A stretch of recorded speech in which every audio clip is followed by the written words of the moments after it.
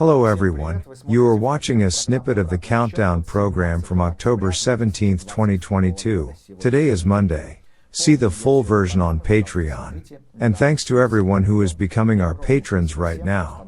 Iranian kamikaze drones attacked Kyiv this morning. In connection with this attack, an air raid alert was announced at 6:23 a.m. in Kyiv and the region.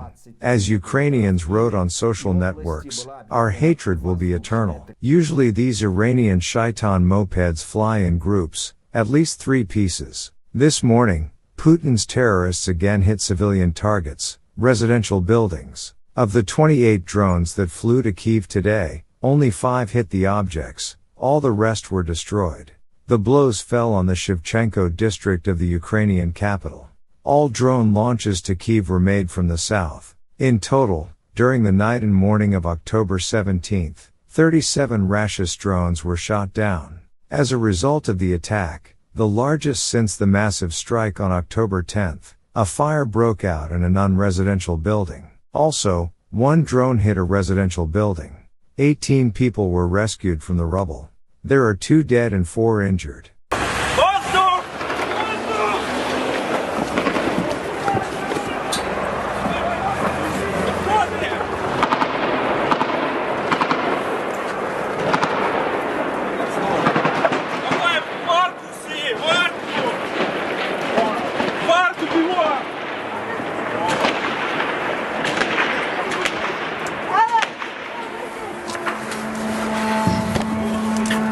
What building is this?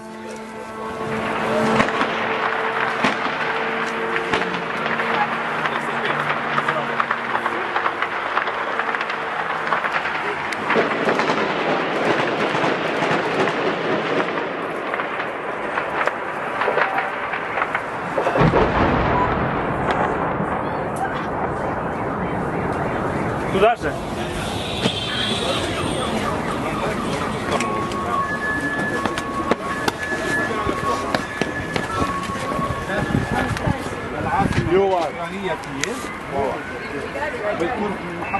Alex, stay with me.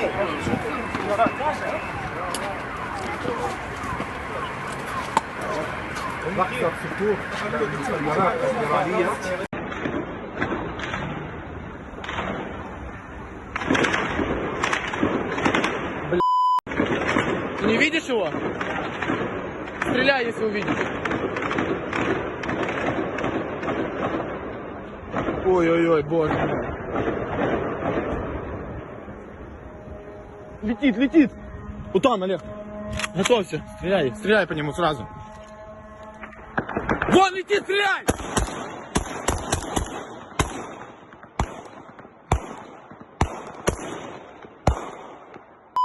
Нет, он падает! Ложись!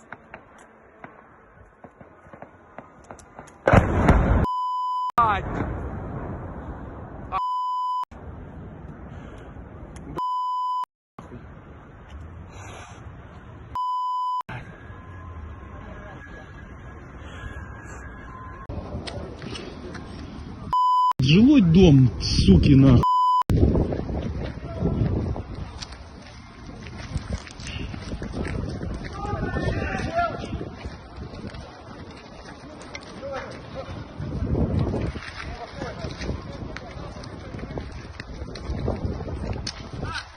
Ай-яй-яй-яй-яй-яй.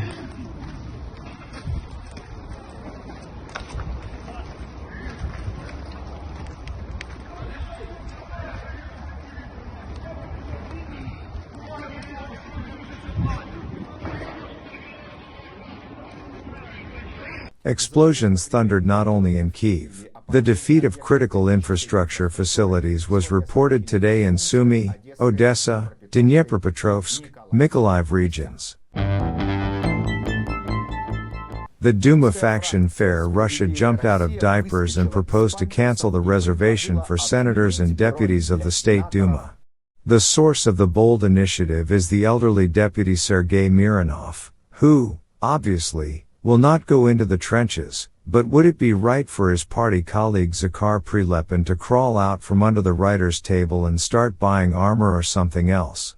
But to everyone who has already imagined a deputy division or a senatorial regiment, We advise you to calm your wild imagination.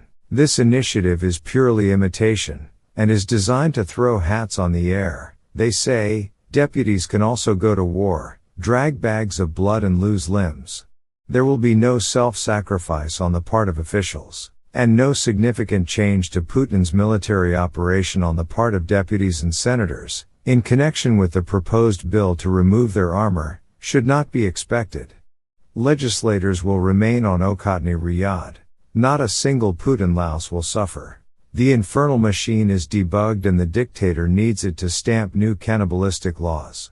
Putin cannot do without it. So the essence of this populist proposal is to feign proximity to the people, but without the risk of real mobilization. And in general, Sobyanin announced the completion of mobilization in Moscow. The points of collection of the mobilized are closed on October 17, 2022, at 1400 hours. Summons sent out in the process of mobilization to the place of residence and enterprises cease to be valid, Sobyanin said. Oh, how accidentally Mironov's timely initiative stumbled upon the completion of mobilization in Moscow. Only Desmonds of the whole country lined up at mobilization points, and they took it and closed it. Well, nothing. Next time they will definitely be called up and fight. Become our patrons now and see further in our program. The US called on India and China to stop Putin's nuclear blackmail.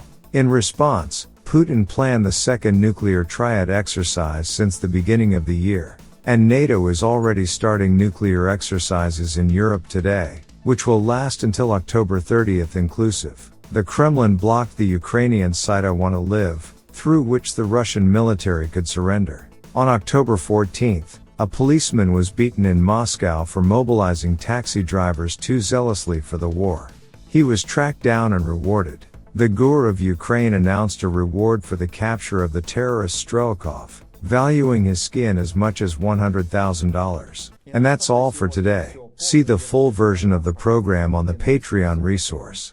And thanks to everyone who is becoming our patrons right now. Hugs to all. See you on Thursday. Glory to Ukraine.